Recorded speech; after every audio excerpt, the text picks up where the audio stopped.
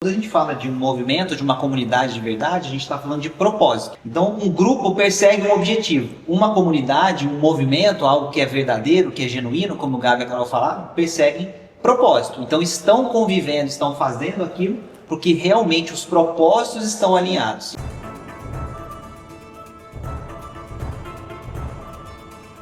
Olá, eu sou André Dweck, um dos fundadores do Beer Nation aqui nos Estados Unidos, e hoje é um dia muito especial, onde eu, a minha sócia Carolina Lara, meu sócio Conrado Navarro e nosso grande amigo e parceiro Gabriel Kawali da Resenha Company temos uma novidade muito legal para vocês, a parceria internacional entre o Beer Nation aqui nos Estados Unidos e o Resenha Company lá no Brasil. Mas além da parceria, a gente queria explorar aqui alguns tópicos muito interessantes que vão ajudar você, empreendedor, empresário, executivo e também profissional brasileiro de outras áreas, por que você deveria conhecer melhor esse conceito que a gente está implantando tanto aqui nos Estados Unidos ou que também já existe há algum tempo em Miami. E eu queria começar a pergunta mais importante, acho que é a maior dúvida, né? Para o meu grande amigo Gabriel Kawali, o que ainda confunde as pessoas sobre o conceito de comunidade? Boa, vamos lá. Primeiro é um prazer estar com vocês três aqui. O conceito de comunidade, ele é muito ligado a duas palavras, ecossistema colaborativo. Então tem muita gente que entra em comunidade muito focada em ter ROI, ter retorno sobre investimento, muito focada em extrair valor. E essa é a forma errada de se politar em uma comunidade. A forma correta é você sempre ser empático, é você sempre ser legal com as pessoas.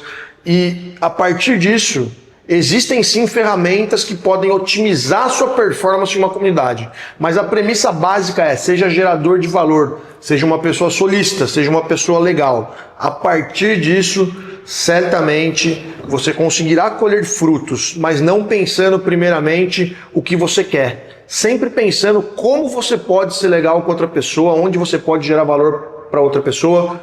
O slogan do meu negócio no Brasil, da Resenha Company, é primeiro se faz amigos e depois se faz negócios. É isso. Primeiro faça amigos e depois os negócios surgirão de forma orgânica.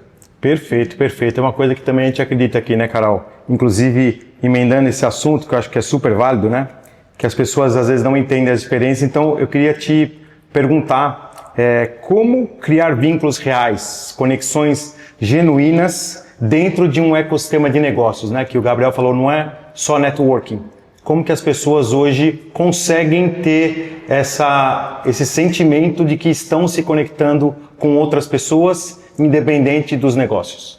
Eu acho que tem diferentes maneiras de a gente se conectar, dependendo dos interesses de cada pessoa. Concordo 100% com o Gabi quando você falou que o principal é gerar valor para alguém. Então, se a gente chega em algum lugar querendo dar antes de tirar, para mim essa é a forma principal. Mas dependendo dos interesses da pessoa, é legal, dentro de uma comunidade, a gente vai ver que tem pessoas diferentes, com interesses diferentes, coisas que você quer aprender. Então, eu acho que é ser genuíno.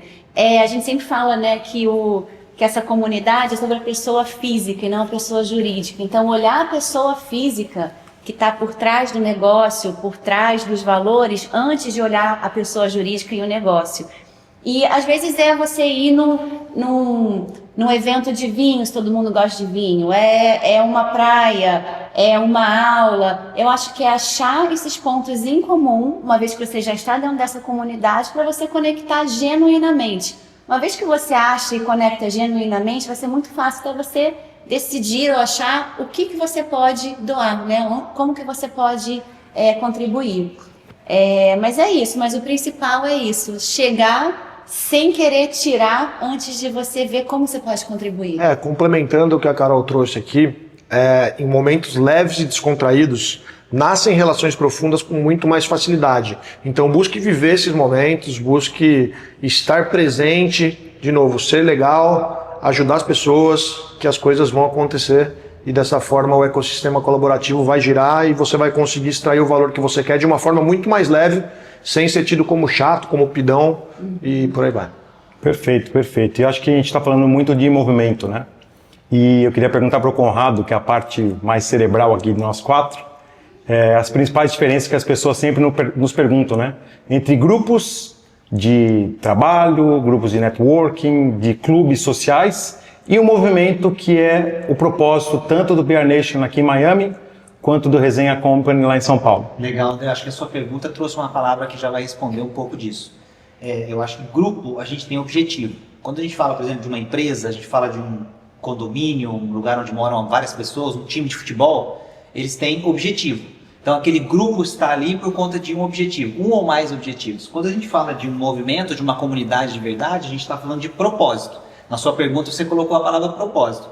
Então um grupo persegue um objetivo. Uma comunidade, um movimento, algo que é verdadeiro, que é genuíno, como o Gabi e a Carol falaram, perseguem propósito. Então estão convivendo, estão fazendo aquilo porque realmente os propósitos estão alinhados. E aí, naturalmente, se você tem propósitos alinhados, você vai ter vários objetivos que você vai alcançar ao longo daquele período que você vai estar naquela comunidade, mas o objetivo não é necessariamente aquilo que você foi fazer na comunidade, mas sim alinhar-se com pessoas que têm propósitos semelhantes. Então, para mim, a diferença é muito clara, porque o grupo, ele alcança algo, e quando você alcança aquilo, ok, você tem que determinar um novo objetivo e aí você vai criar novas tarefas, atividades, etc. Na comunidade, como ela trata de propósito, ela vira um movimento naturalmente, porque as pessoas vão conviver por algo muito maior do que realizar uma tarefa ou alcançar um resultado só. Então, para mim, eu acho que isso é que faz sentido numa comunidade de verdade. Então, a convivência fica muito mais agradável, que você não está indo para cumprir alguma coisa, você está indo para viver um propósito ao lado de pessoas que vão viver o mesmo propósito que você tem. Perfeito. Eu acho que isso é a grande diferença entre relações e pensamento de longo prazo, né? Todo mundo aqui tem seus amigos desde a escola, depois da faculdade, do seu primeiro trabalho, da família, principalmente a gente que muda de país, a gente tem que reconstruir tudo isso, mas a gente não se desconecta, né? Então acho que o movimento, ele vem muito nessa relação de longo prazo, né? Que é onde as pessoas se conectam genuinamente. Por quê? Porque no longo prazo todo mundo vai ter altos e baixos, que é o que o Gabo falou, né?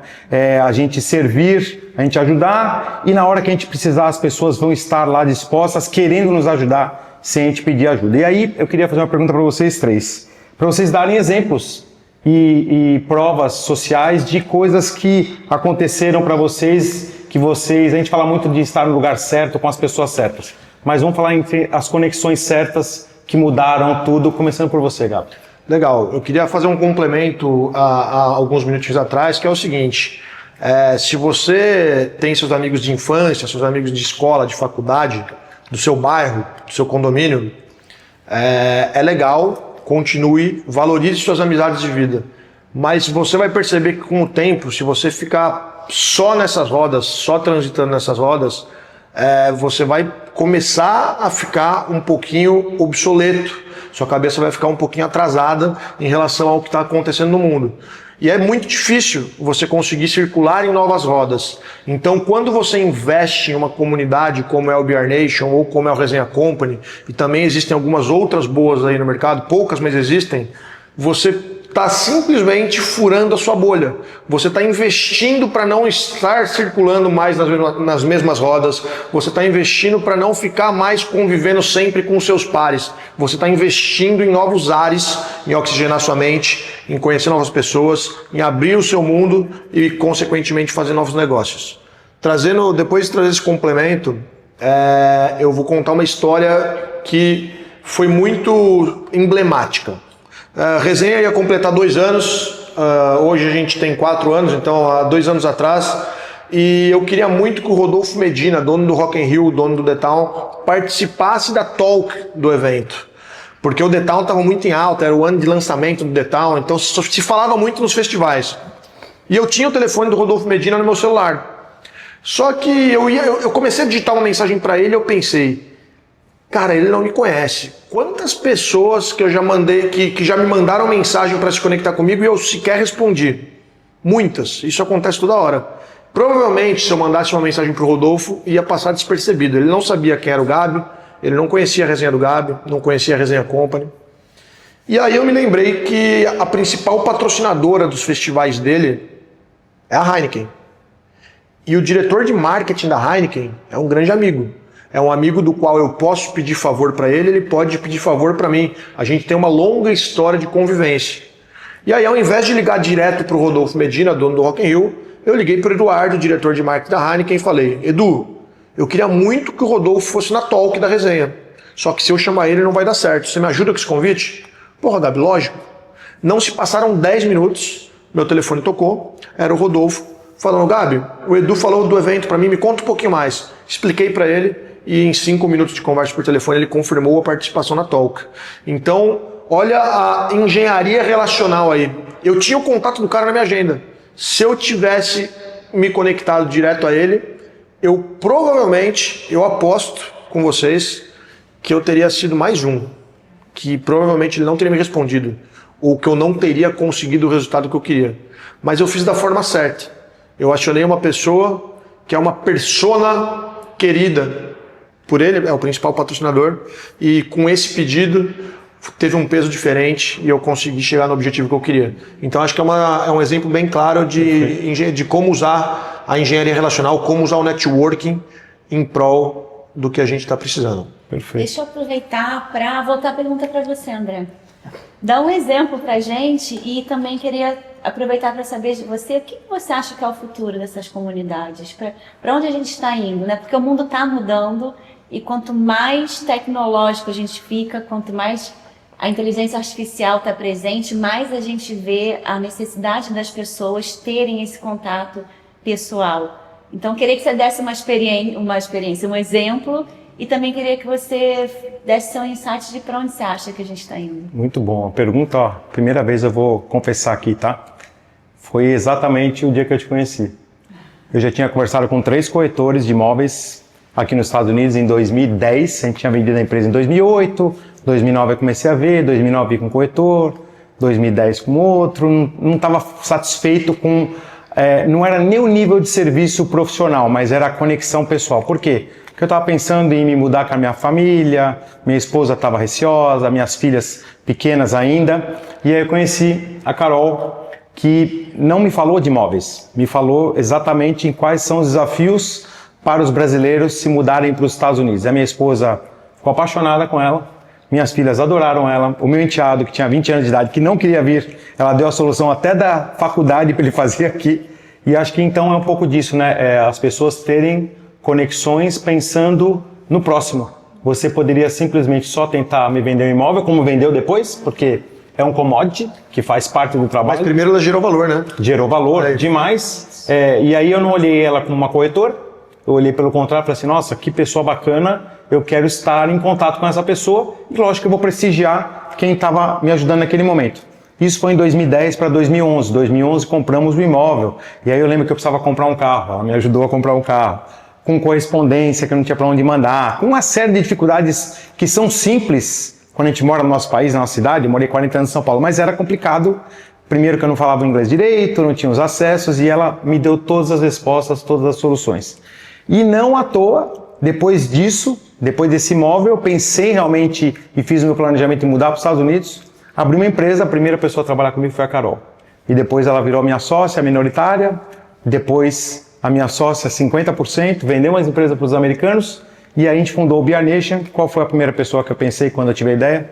Na Carol. Então a conexão é uma coisa que você tem que ter muita sinergia da pessoa, a gente estava falando disso hoje, né? De querer ajudar a pessoa, a gente sem querer nada em troca.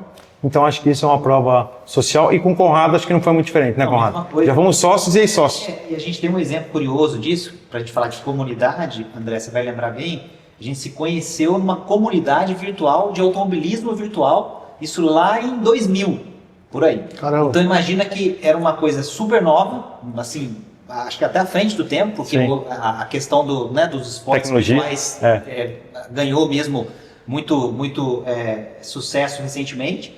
Mas a gente se conheceu numa comunidade virtual, na época a gente conversava através de fóruns, era uma coisa um pouco diferente, aquela internet lá, né? MSN.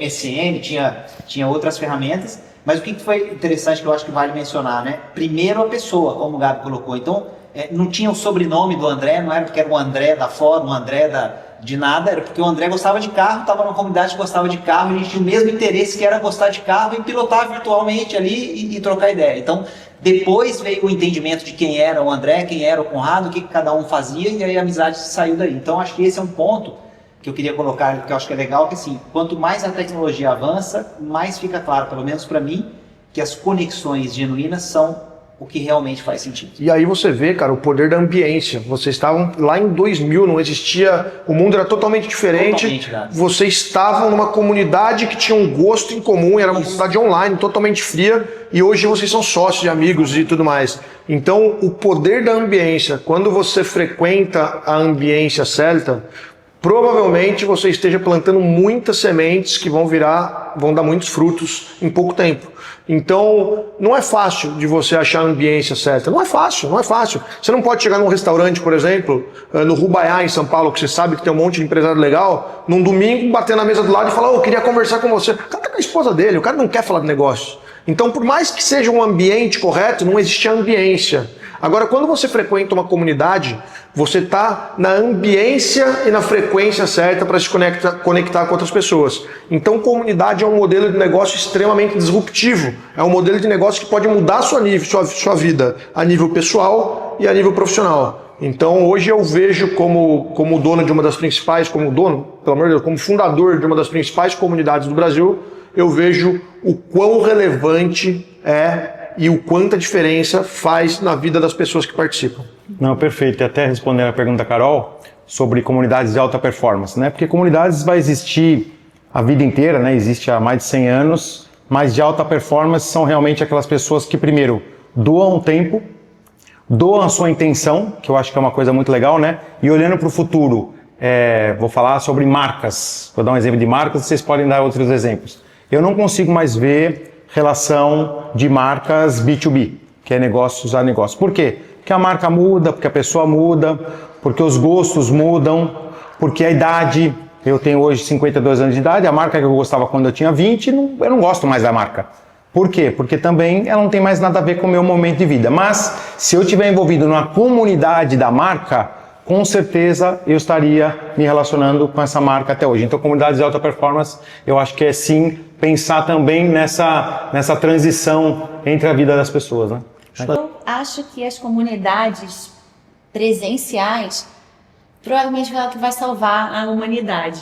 A gente precisa disso, a gente precisa se conhecer, a gente precisa estar junto, para a gente poder planejar o futuro, né? Porque eu acho que a tecnologia ela é maravilhosa para várias coisas, ela é uma ferramenta maravilhosa.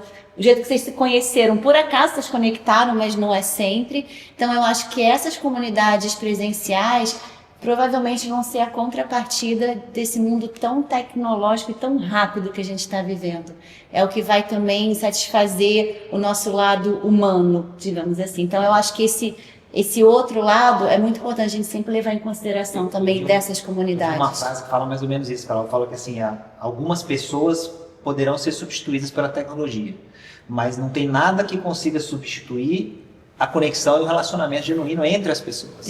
E o tamanho do valor que essas pessoas podem gerar umas para as outras e, obviamente, depois o que isso pode se transformar em negócios. Quer dizer, então você tem muitas atividades que vão ser substituídas por tecnologia, ok. Mas os grandes negócios, as grandes transformações vão nascer das relações humanas. Das relações humanas. Exato. Esse é o ponto. E eu acho que nosso futuro está aí.